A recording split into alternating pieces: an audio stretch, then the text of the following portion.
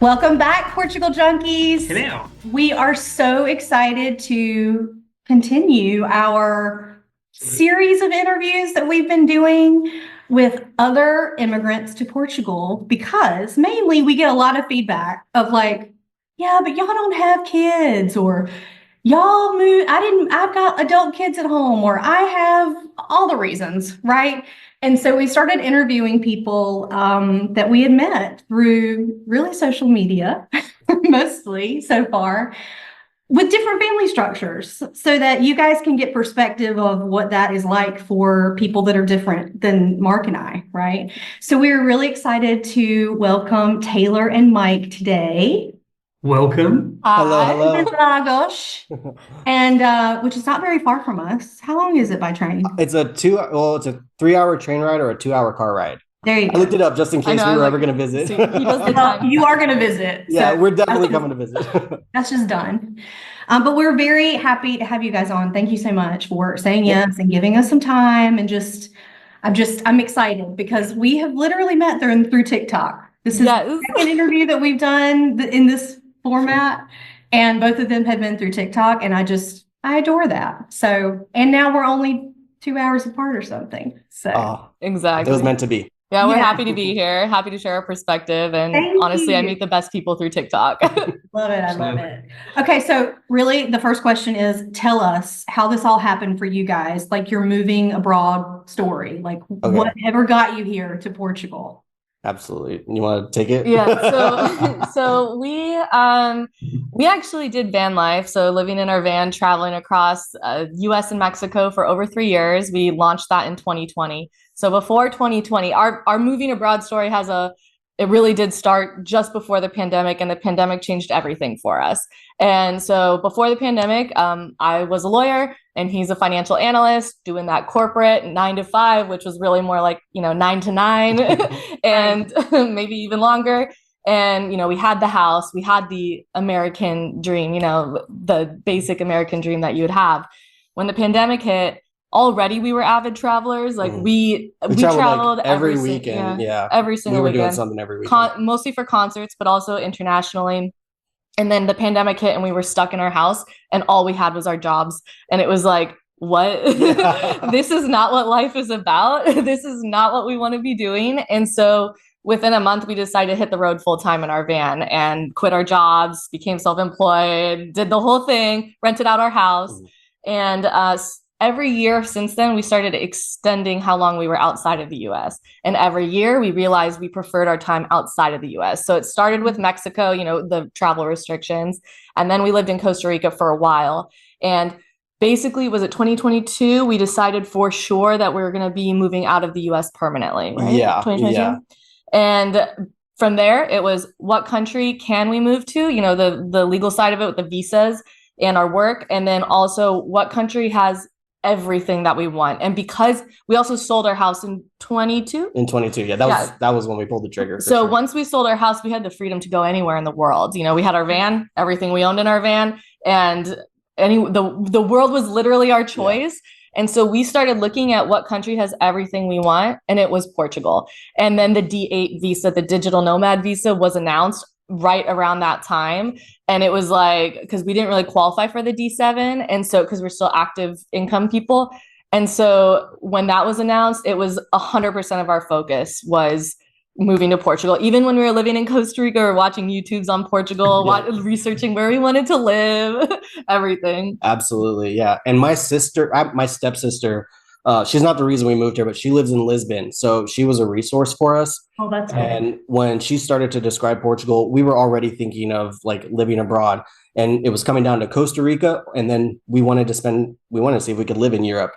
Yes, we looked at Spain, we looked at Portugal, we looked at Germany because I have a lot of friends there. Yeah, and the weather wasn't great in those places. The weather was critical. Like in the van, we traveled to the weather. So like in the summertime, we'd go up to the Pacific Northwest. In the winter, we'd go down to Mexico. So we were always chasing warmth and sun. Right. And Portugal had all of that. And then when the D8 became available, that was when we knew, we pulled the trigger right away. We committed. And honestly, we also wanted a new adventure. Yeah. Like we were ready for the next thing. After living in the van for 3 years, it does get pretty tiring. Yeah, I will that's say. usually when people upgrade. Like you go from whatever you have to like, okay, am I going to continue doing this? We need a bigger, better thing.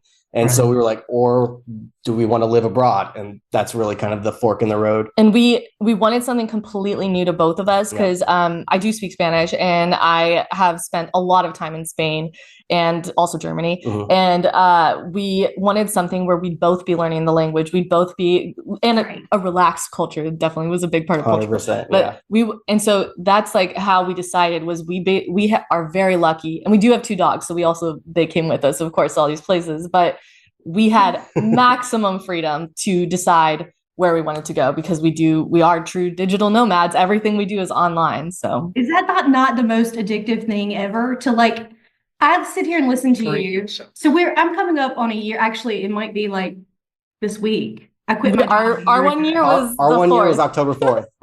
And I still have trouble. And again, this is because we're trying to figure out what we want to do. We are very lucky to even be in that situation where I could be like a year later and we're still trying to figure it out. But hearing you guys talk about your van life and what that actually brings you is what gets me like all excited, because I don't know if I could live in a van, but I know that I could live with exactly what you're talking about, which is the freedom to do whatever you want, whenever you want. And that's what the American dream is now. And that's because you said that, right? It's like we had that American dream already. We feel like that too because we built our house in Charlotte and then we're in suburbia. For what? We don't have kids. We don't have like what?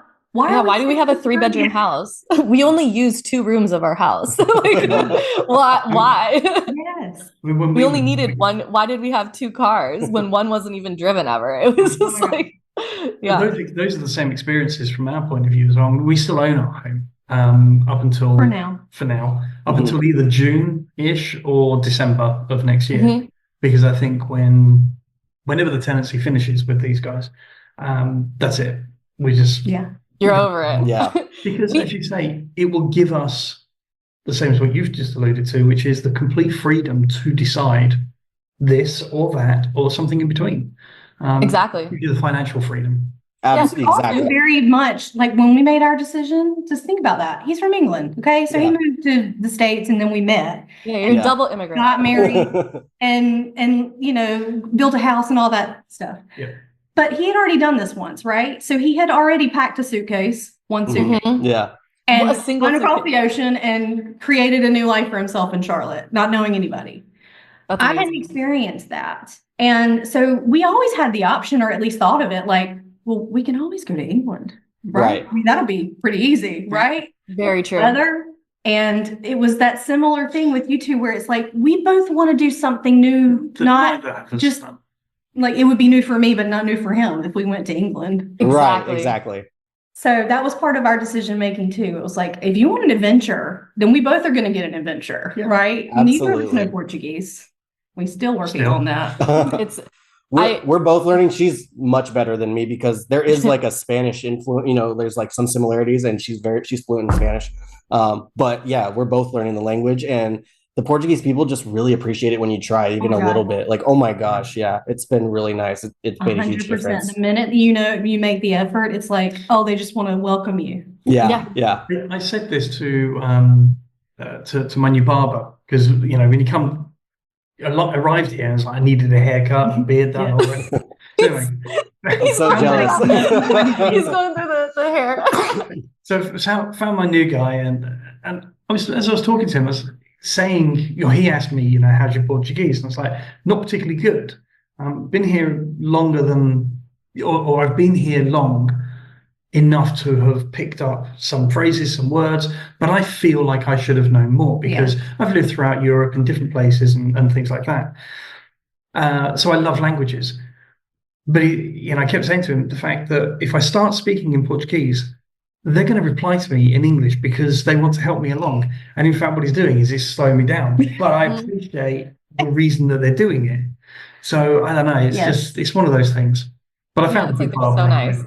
I'm always so jealous. I feel like kids are so much more they just learn languages so much easier at a Absolutely. young age I've like had that. And to- I just wish I was I doing know. that. It's so hard. And I talked about it with my mom. Actually, interestingly, basically at the same time we moved abroad, my mom did too. And so she was learning French when we started learning Portuguese because they were moving to the French Polynesian. And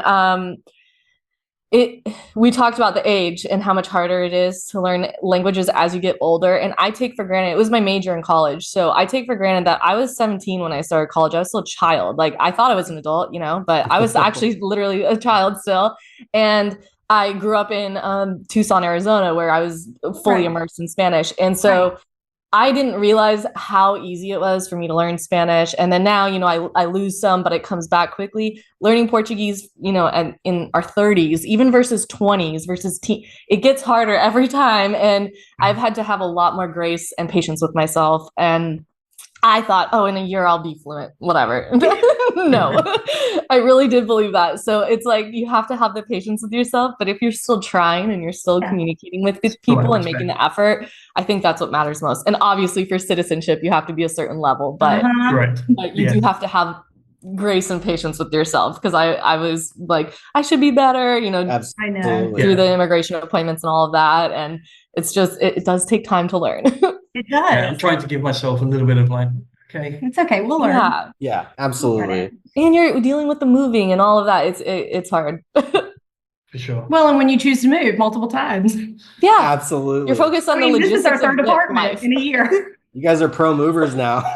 Yeah, no kidding. At least we don't have much shit. Very true. It accumulates quickly, I will say.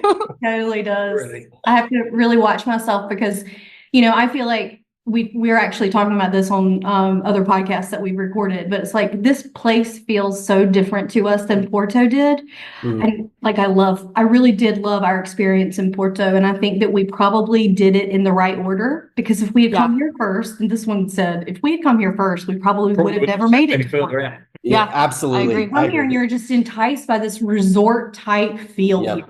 Yes. Same But thing, like- being in Porto for 9 or 10 months, it really does like expose you to so much traditional Portuguese culture.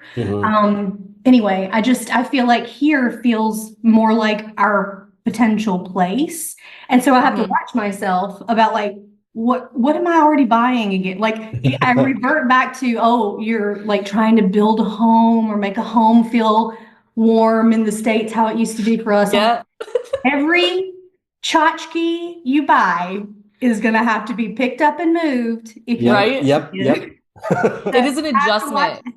You're renting, right? It's an We are. adjustment to go from owning to renting, I would say. And we were used to living very minimally because of the van. Literally for a full year, every single thing we owned was in the van. in that. So once we sold the house, because at least when we had the house for the first couple of years, we could store stuff there and it was a fully furnished, so we could keep everything there. But then we went fully minimal, and then we did a similar where we lived in Lisboa and Pred, and the neighborhood that we lived in was we were probably the only English. Americans. Yeah, definitely. I think definitely the only Americans.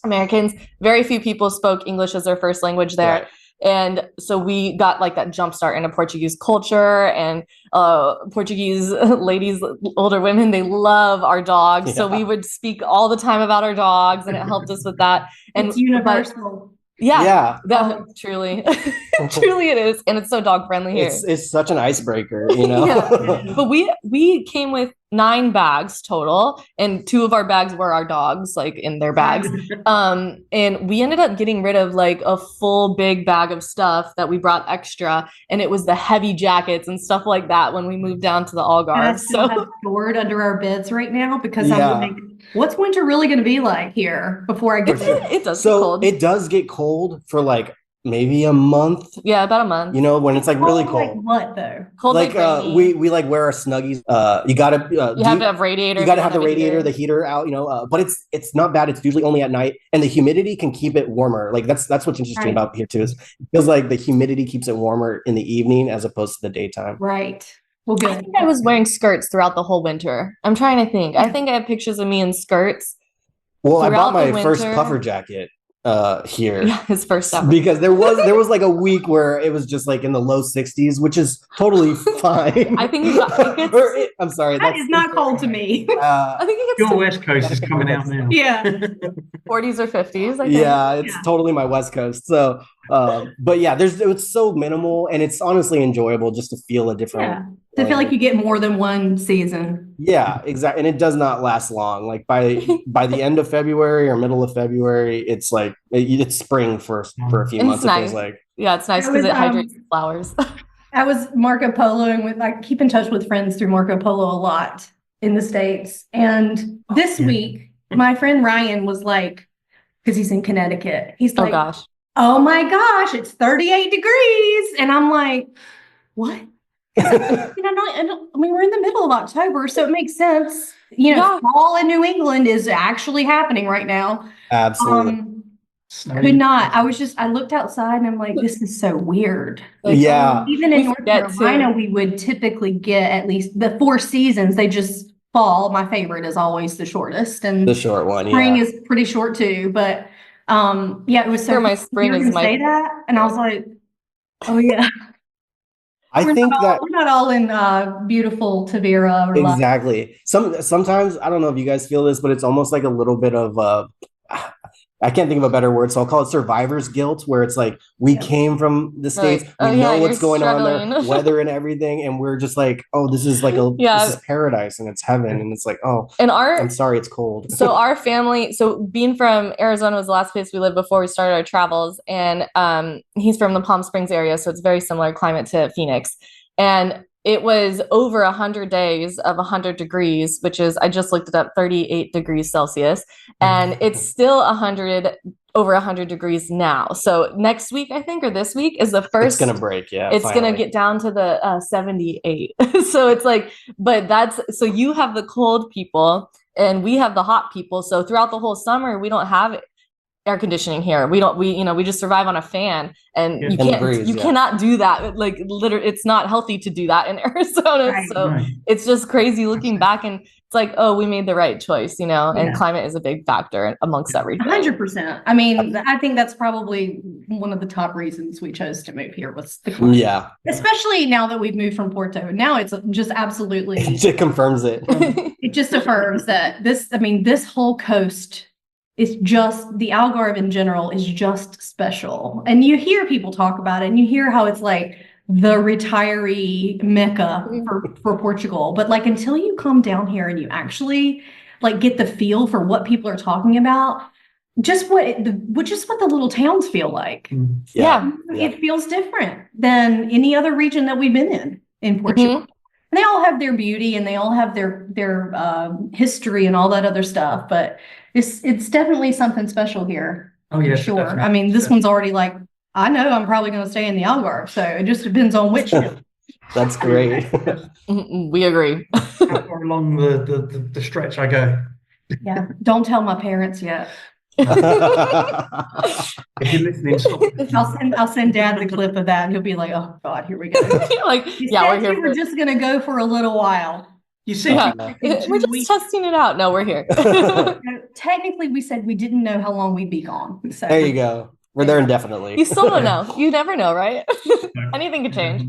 So, what are some of the did you guys have struggles before you moved here to Portugal? And if so, what were they? And like, once you got here, were there any struggles that you think are important to like point out to people that are listening? Absolutely. That's a great question, because like I feel like the struggles weren't like a big deal, but it was really like filling out the application, getting all the paperwork in order, making sure that the timing of everything was critical.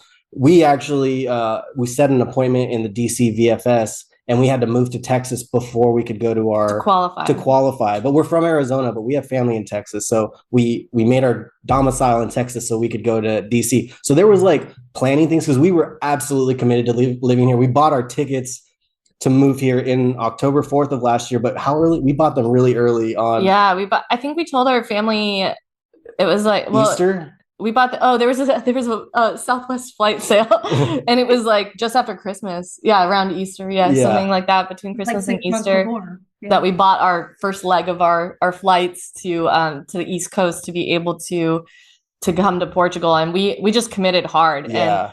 And when we sold our house, that was kind of stressful, just because selling a house is stressful. Yeah. We had to, stage it, move everything out, sell everything. Yeah. We sold our storage unit. Just everything that we had in the storage unit, we sold. We kept some things that we brought to my mom's house. Like I have some artwork and posters that I wanted to keep.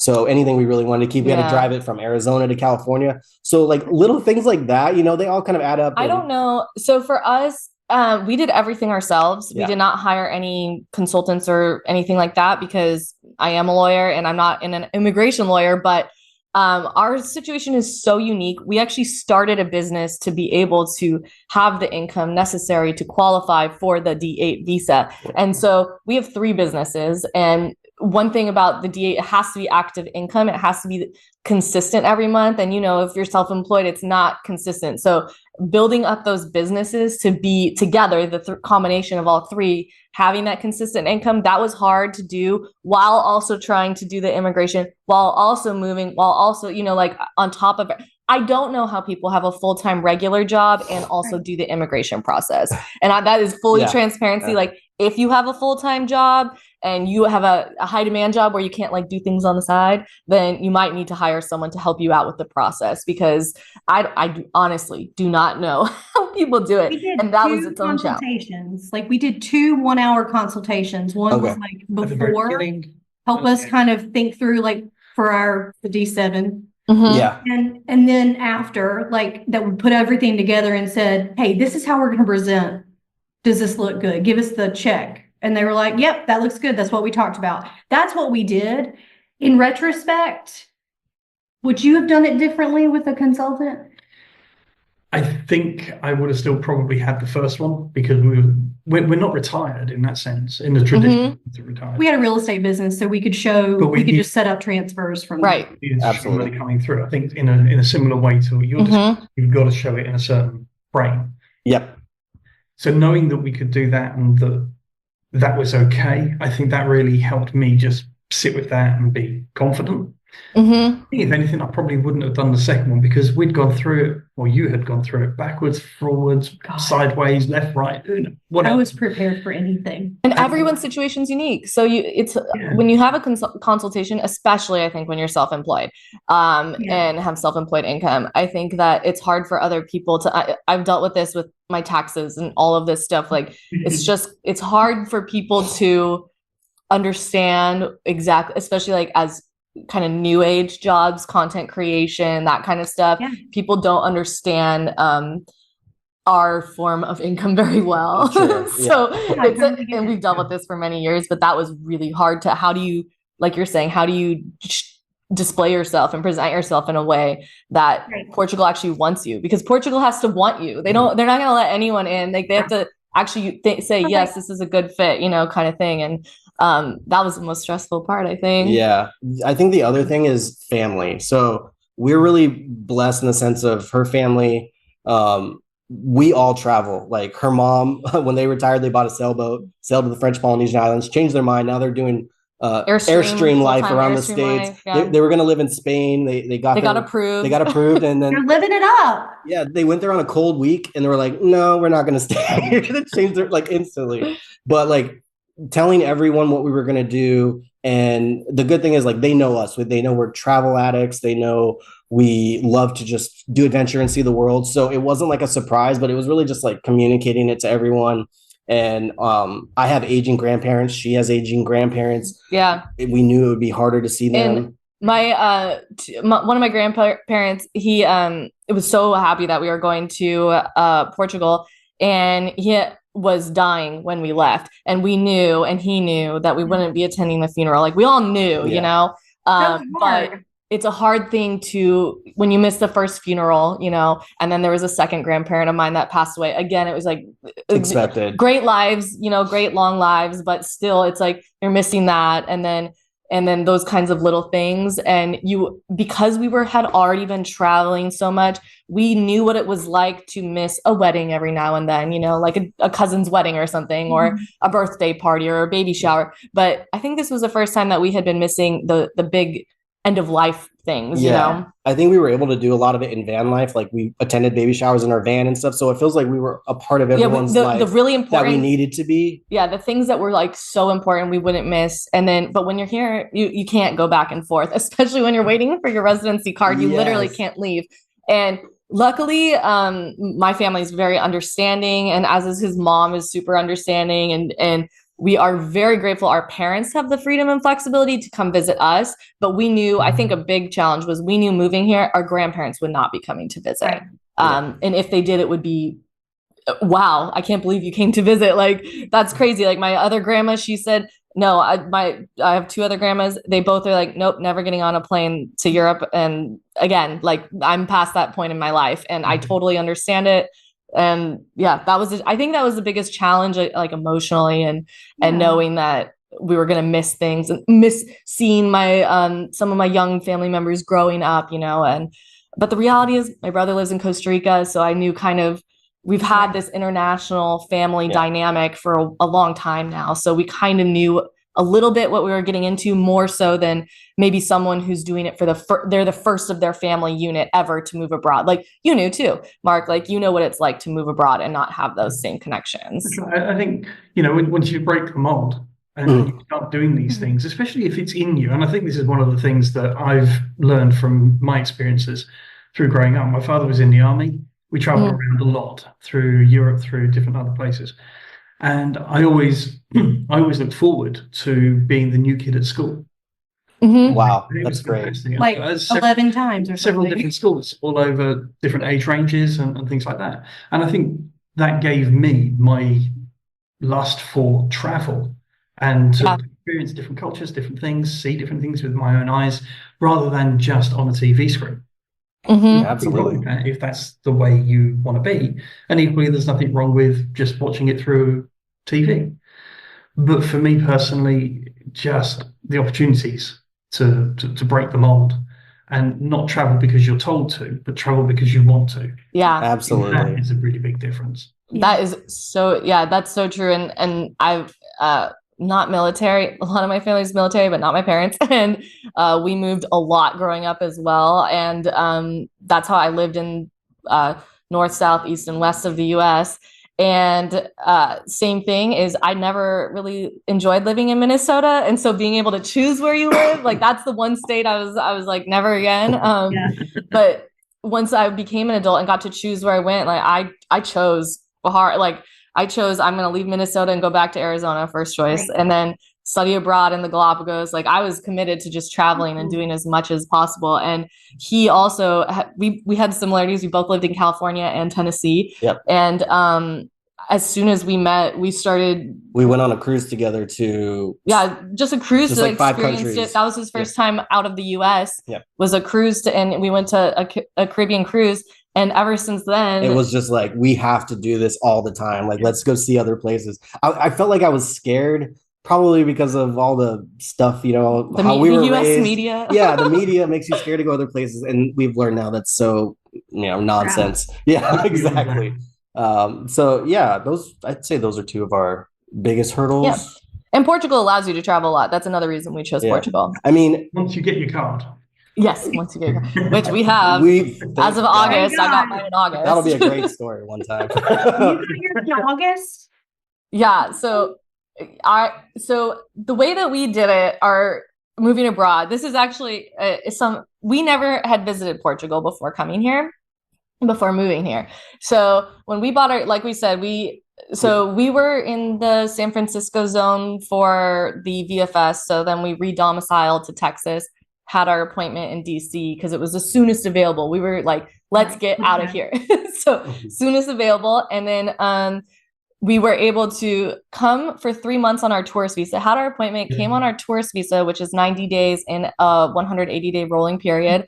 And so we came here with the hopes, like fingers crossed, our visa will be approved. Worst case scenario, our backup plan was either to go to Ireland or the UK because you can do that, you know. And we didn't want to, with 2 dogs and our stuff, go back and forth every 90 days.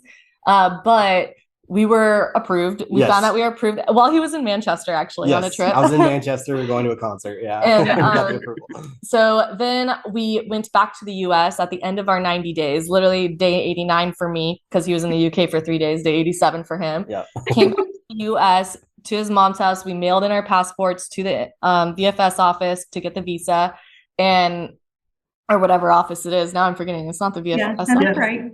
It is? Yeah. Okay. Yeah. And then they And went to the embassy. we already had booked a round trip flight back to Portugal. Fingers crossed that our passports came back in time. They did. They did. My We got gosh. lucky every We've step gotten of the, lucky a lot. you know, educated guesses based on like the timelines of other people. And then we moved. So officially we came back to Portugal. Our visa, that temporary visa you get, started in January for us. Yeah, January 4th. Okay. And so then we had our last IMO appointment in And it was March 4th. March 4th. Yeah. And so our visas, our official visas, D8, like the 2-year visas, started in April. So we kind of got a bonus chunk of time, basically October through April, that a lot of people might not choose to go that route. And I'm grateful we did, because it's how during that 3-month tourist visa period, that's how we decided where we're going to live. We fixed some of our, it's hard to find a place from abroad renting.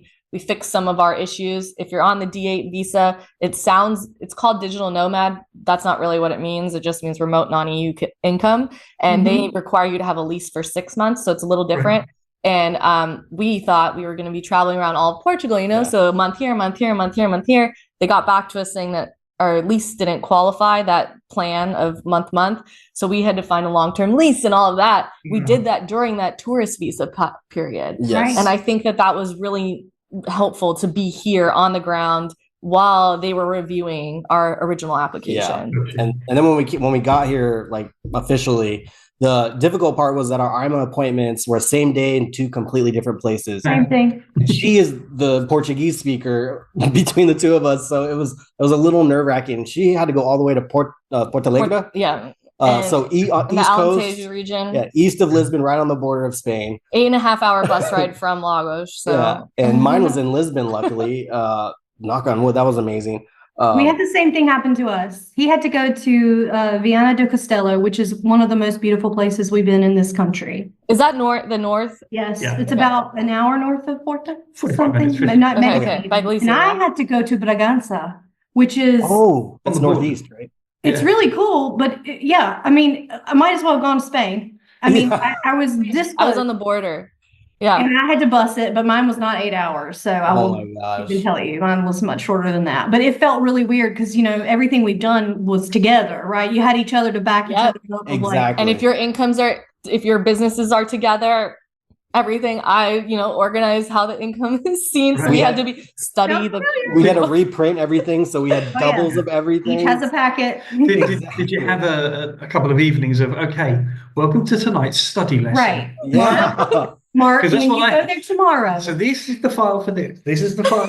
She did that for me Yeah. too. She We sat me want down. context. Mike, it's not that I don't trust you, but you gotta do this. It's not that I don't trust you. It's just But- that I've been doing all of this. Yeah, absolutely. And he's been doing this. Yep, that's right.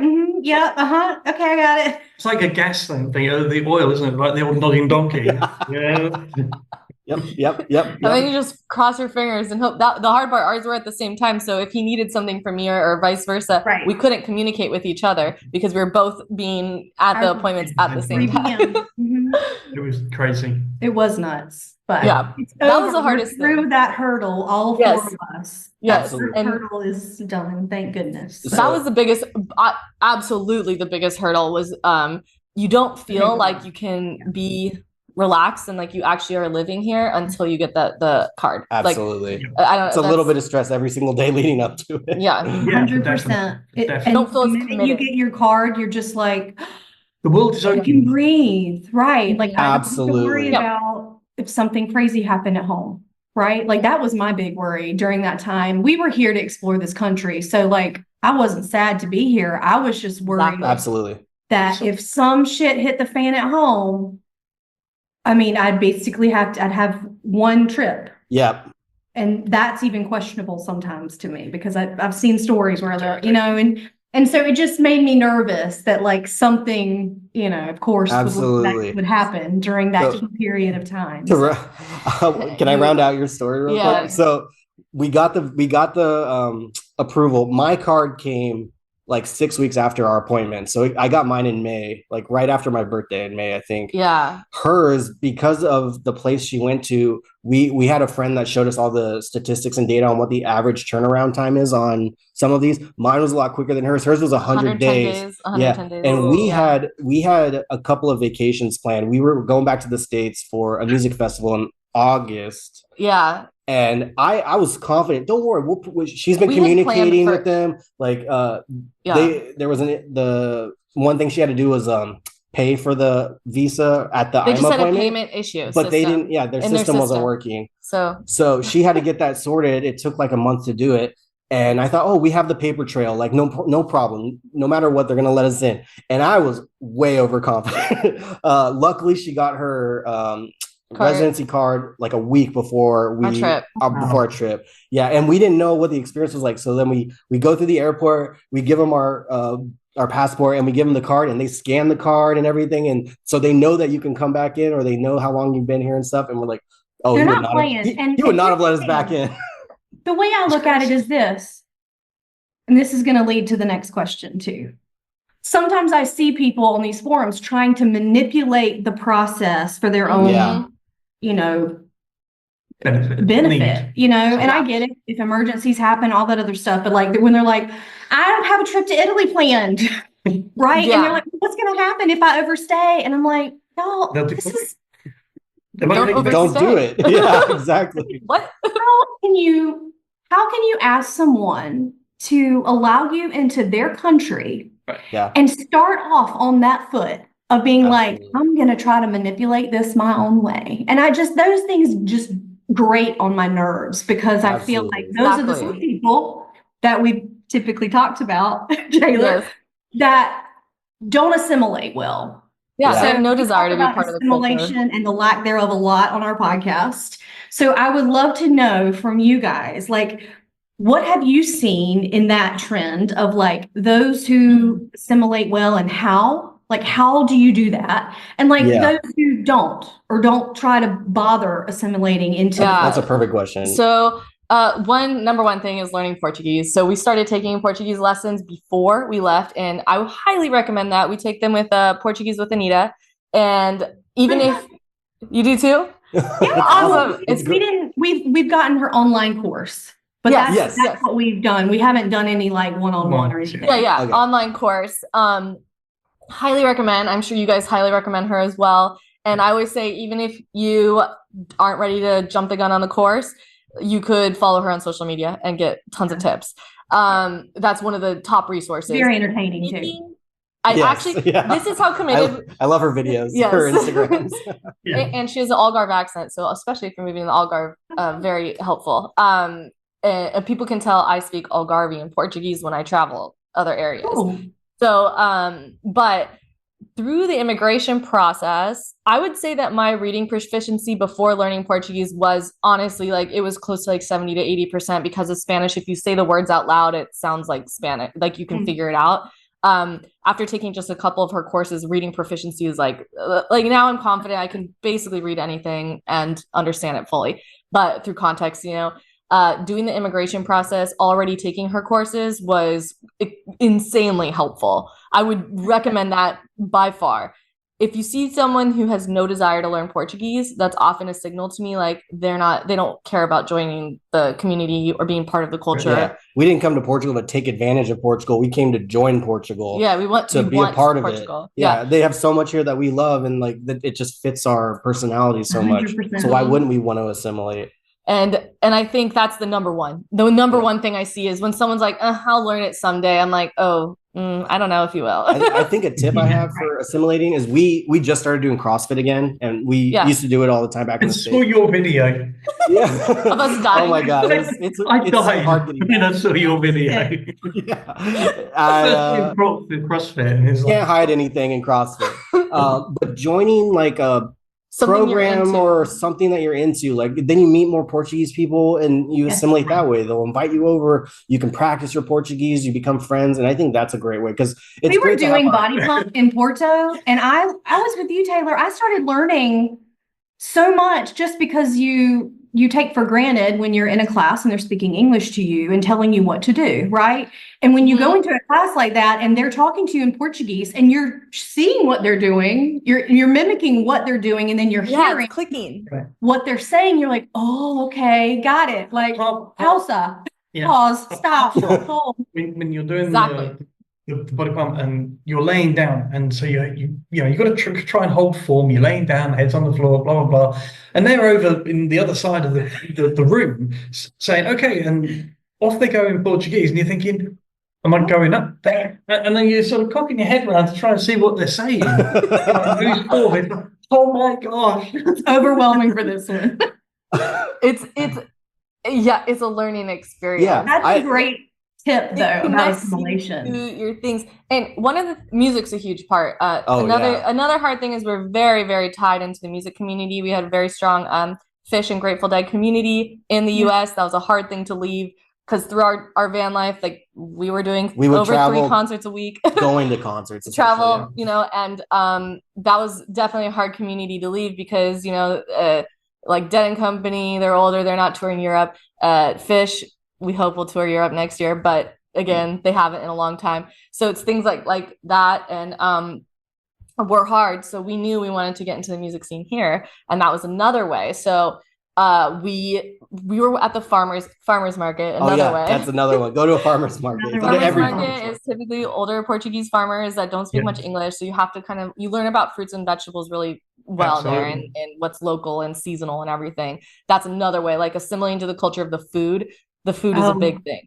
So if someone's telling me they don't like Portuguese food, I have some people I know that they just, I don't like Portuguese food, I don't like seafood. I'm like, weird place to live, you know? Like, interesting. So, I even found so far into Vera where it's like, we were never like wishing for or wanting for traditional local Portuguese stops in Porto. They're everywhere, right? Mm-hmm. And I found here, other than like your seafood places here, right here along the river and that kind of thing, right? Where have you seen a local Portuguese like plato de dia type of place recently here? Maybe we haven't explored enough. Because again, disclaimer: seen it. We've only been here 2 weeks, but yeah, seriously, I'm interested in that, because those are some of my favorite places. Absolutely, we talk about that too, because when we have visitors in town. So Lagos has over 400 restaurants, and it's a population of 30,000. So that's like, it has cuisines from around the world. Some are amazing. Some are like, oh, you know, it's gorilla. Yes. Gorilla. Exactly. I love gorilla. So our favorite places a lot of times aren't Portuguese restaurants, just because there are so many non-Portuguese restaurants here. The Tasca, the Tasca, that's where a lot of local Portuguese places are. Or the Portuguese places that are in the old town area are like expensive, high-end Portuguese restaurants. So it is similar. I find it much easier in Lisboa to find more Portuguese food. Yeah, I guess I would say. Well, but the farmers market is where we go for a lot of Portuguese foods, because they sell little like baked goods and dishes. Yeah, I would say like anything food related is where I excel in Portuguese. Yeah, asking for it, wanting it, eating it. And I remember watching Anita lessons. She was describing the cuisine from north to south, and like, you know, we have more seafood down here, and it's a little different in Lisbon, and then in Porto there's more meat-based dishes.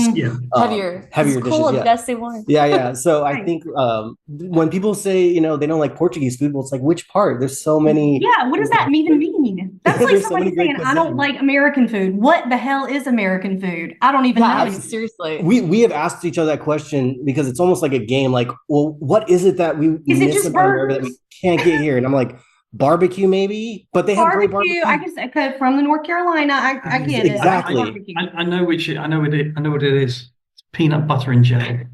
Oh my god! Which we do have. Oh my god! You think that's the grossest thing on the Peanut butter planet? or jelly, but not together. You're crazy. So we do have both peanut butter and jelly here. Yeah. So we do.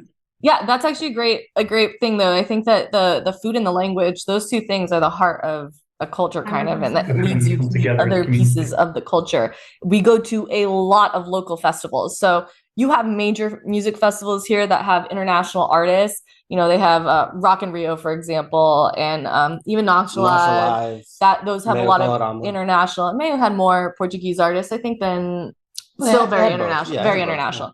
But we go to a lot of the local free festivals too. So they have, people are like, oh, taxes. Well, I'm very happy that our tax dollars pay towards having a party every week here. Basically, we don't even, yeah. What's wrong with we that? have to choose what we do every week because there's so much to do. And we go to festivals, and oftentimes here where we live and throughout the Algarve, we are one of the only Americans at this festival, and they're all Portuguese. And some of our American friends are like, oh no, I don't want to go. And that's another, like I was saying, the people who don't assimilate, they don't have any interest in going to local events. And to each their own. Also, I know that they're a lot later at night a lot of times than what maybe we're used to back in the States. So, these events are ending at 2 or 3 in the morning, which is not typical of a family-friendly festival in the US. But that's where we try a lot of like the local dishes and cuisines. Absolutely. And they'll bring in people from all over Portugal for these festivals, bands, musicians. And throughout the summer, we attended as many concerts as we could across all of Portugal. And we ended it with being press and being media at a Portuguese music festival, Meu Calorama, which is a major one. But we were the only, I think there's maybe one other person where English was their first language. And it was festival. Fully in Portuguese, all the execs, all the instructions, everything was Portuguese. And those kinds of things, and meeting people who are actually working and living in Portugal and in our sphere in the music scene and connecting with those people, that has helped us definitely integrate into the culture a lot. So music, food, language. Yeah, absolutely. I think that, you're putting yourself in situations that are completely out of general comfort zones. Yeah. Now you're comfortable in elements of those more than other elements of those. Absolutely. But I think that again, it just goes to the point of why people want to move. They don't, or why people should move if that's what they want to do. It's not to try and recreate what you knew in a different place. It's to become uncomfortable, be comfortable being uncomfortable. And become part of the place that you're moving to. And just try and get into some of that. I mean, the amount of people as I'm walking along the riverside, where the restaurants and the cafes are, stop and say hello and hopefully have a little bit of a conversation broken in Portuguese and English. Perfect. And the next time round, they'll remember. And the next time, and you should build up on those sorts of things. Whether it's just going in for a coffee or going in for a dinner. It's easy to become a regular here. So, because places are small, and it's the same people. They'll start to recognize you. Yeah. They love to be a regular. It's so nice. I think that makes it better. Yeah, I really think that is a big difference between Porto and here. Oh, yeah. I can see that. Being the small town and getting to know a community, assimilating that much quicker, easier perhaps, than in Porto, which was sort of a very stretched out city. True. I also told him, you can't show your ass here. You're not allowed to show your ass here. But only once. Because everybody knows. Okay? You're in Tavira. There's like 20,000 people here. We can't show our asses in any way. It's not important. There's how do you say that? Anonymity. It's you can kind of blend in. You could, I would show your ass in one bar, and then sometimes it's fun to pretend to be a tourist, Sometimes it's nice to play the card, but I also do stand. I have colorful hair. There aren't that many Americans living here. I very much stand out. I frequently tell people the hardest adjustment for me personally isn't coming to Portugal. That wasn't moving abroad. The hardest adjustment is we lived in a lifestyle where we wouldn't see another human for 10 days because we were living in the van, boondocking out in the middle of the desert, literally not seeing people. You could definitely show your full ass and everything else that you want to show for days on end. And we would go town to town. So you meet people, have these great experiences. Okay, on to the next town. And here it is different in that people remember you and they remember you really well. So it's like, it is very different. And the lack of anonymity was a hard transition. I forgot about that. You're absolutely right. And it is smaller and like, my social media isn't huge, but I've been recognized a lot from social media here, and that's very different. Like that would never happen in the US because I'm a very small creator there. And so it's like that is like, oh wow, it was a shock at first, I guess. And it still is. Yeah. And now I take more time, to kind of like we'll have at home days, hibernation days we call them. We tell all our friends, hey, we're just not gonna talk for a while. I'm gonna ask you, are you an introvert at heart?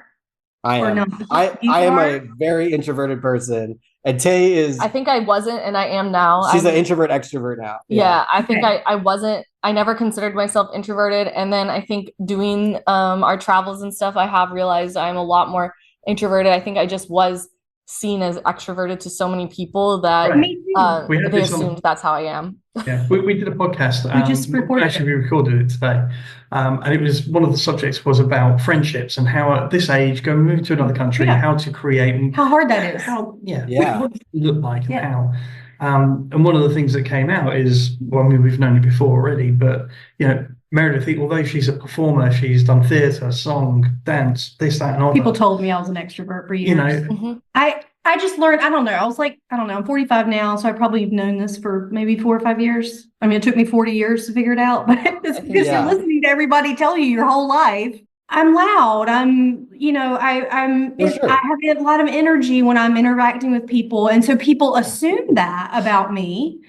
But I read one day, it was like, what is the real difference between an introvert and an extrovert? It's where you get your energy from. Exactly. And it's not from other people for me.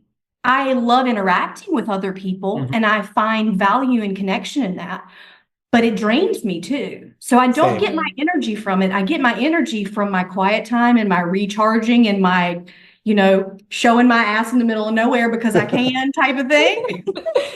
And I don't get it from the opposite, where I know, like my best friend, especially, she gets her energy from being around people and she feels energized when she's, had this great interaction with people. And I feel like, okay, that was hard. It's not that I'm playing a role. It's just when I read that one day, I was like, oh, I get it. Yeah. I kind he's of like, always known. He's an only child. I think also I'm the oldest of 10. He's an only child. So also oldest of 10? Yeah, I have a blended family, but we all grew up together, Yeah. I'm super close with my stepsisters, especially. And so I think that also plays into, he's the only child. He could be introverted. I mean, it plays well that he was introverted. Well, because what else is he going to do? I played golf my whole life, so there's an introverted sport right there.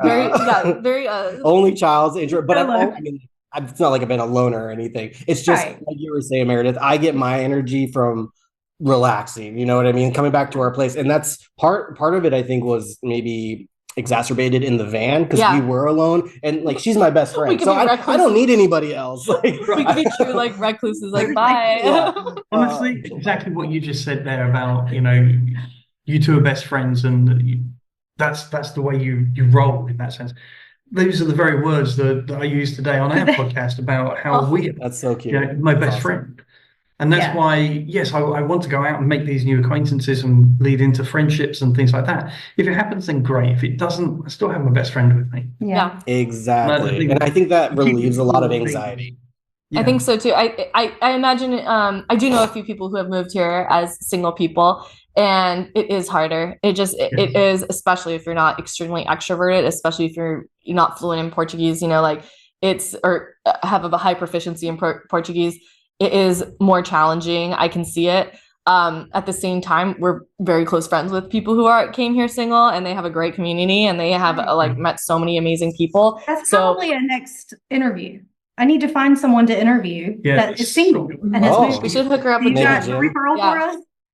We do. We have one of our friends is from San Diego, and he is single here, and he just bought a house here. So that would be he's a year ahead of us. Yeah. Yes. 2 years. Yeah. I love that. He's a year ahead of us. I'll have to ask him if he'd be interested. I don't know if he's not a creator, so I don't know. It's just another different perspective, because I know that there are people out there who are sitting there in the US, single, wanting more, wanting to dare themselves to go and do this. Yeah. And they probably have a lot of different worries or anxiety that we wouldn't have had because we're not single. So absolutely. I 100%. find that fascinating. It's so funny. I remember thinking to myself, I was like, people move to Portugal all the time.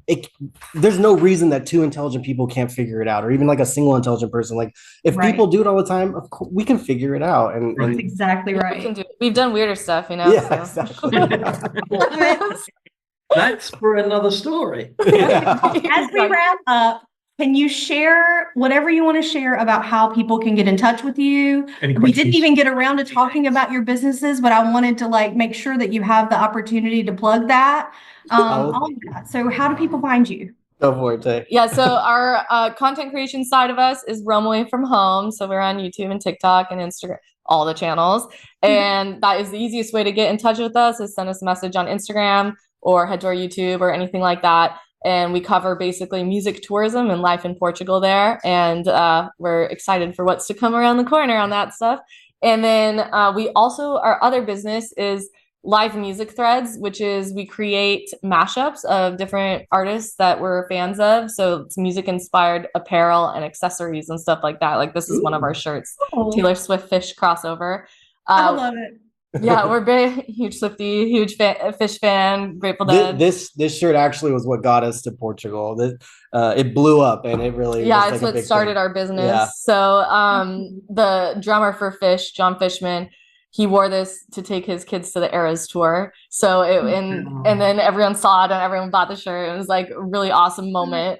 And it's so cool because we met so many great people online through our businesses, both through Roam Away from Home and Live Music Threads, actually, because we've like connected with people and friends that we've now traveled Mexico, US, different shows, stayed in their parents' homes, all because we met them through social media, which is, I think, social media has so many issues, but it has the benefits of connecting people like us together. And 100%. most of our friends, actually, most of our closest friends here, we somehow met through social media one way or another. That's true. I would say. Yep. Yeah, the majority of our very close friends. We have great community here now, and it all started with social media, Absolutely. which is funny. I never thought. Well, it brought us together, and I'm just so glad that you Exactly. guys were willing to just share your story with us. Like, again, sometimes you just meet people on social, and you're like, I would be friends with them in real life. Yeah, absolutely. You know, and when you feel that way, you should, explore it. You can get a lot of insights about someone by looking at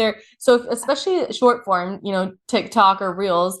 If you watch 100 Reels by someone, you're probably going to get a good intuition whether or not you would get along well. And Right. for us, I felt the same, especially like, one reason we moved here is less politics, but Yeah. I think that also our desire to get away from the American politics, all four of us, was benefit, and we could see that in videos and stuff. And it's like I think you get a really good insights into how someone communicates and what they like to do and stuff through social media. And so like what's important to them, like who are they? Yeah. You know what I mean? Absolutely. Makes them tick. Yeah. It's hard to fake it that long. That they're not going to allow in their life. Exactly. Well, and like you can only, what's cool about today's age and with content creators and stuff is you can't fake your whole personality for years on end. You could, I guess, technically, but it would be very hard. Yeah, lots of energy. Exactly. Way too much energy to do that. I feel like half of any social media that I post is with the desire of deterring the people that I don't want in my Yeah, feed. absolutely. It really helps weed I'm people just out. I like- love blocking people. Make it real clear who is I not remember watching gonna all of your be. podcast stuff on TikTok, and I'm like, you guys think exactly like we do. Like, oh my God, Yeah. like so many things we have in common. It was I love really that. exciting to do I'm this so podcast with glad. you guys. Yeah. Well, I cannot wait to figure out when you're going to come and visit in Tavira, because I know. Coming down to when Lagos. we come to Lagos, because we'll have to do some documentary stuff about Yeah. that. Yeah, switch it up. Absolutely. You don't have a car, right?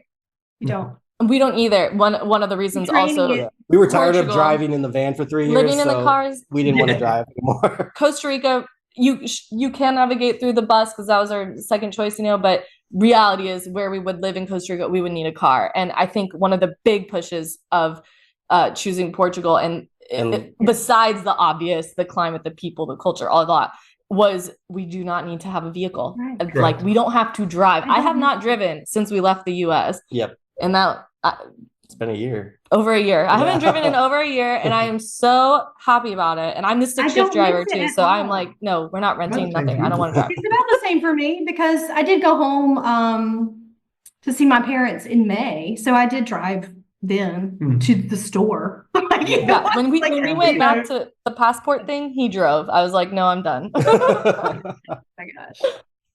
That's We'll be brilliant. Thank you guys so much. This has been so fun. Yeah. It's been so Thank you fun. very much. More Yes, coming and so, soon. we'll keep everybody listening posted on when we're going to get together. Yes, That's we'll awesome. stay in touch for sure. Yeah. Absolutely, that'd be fun. But thank you guys. See you Thank next you. time. I'm sure we'll have Have a you on great day. again. Yeah, thanks very Absolutely. much indeed. Have a wonderful rest of your day. Bye. Thanks, You too. guys. Ciao. Bye.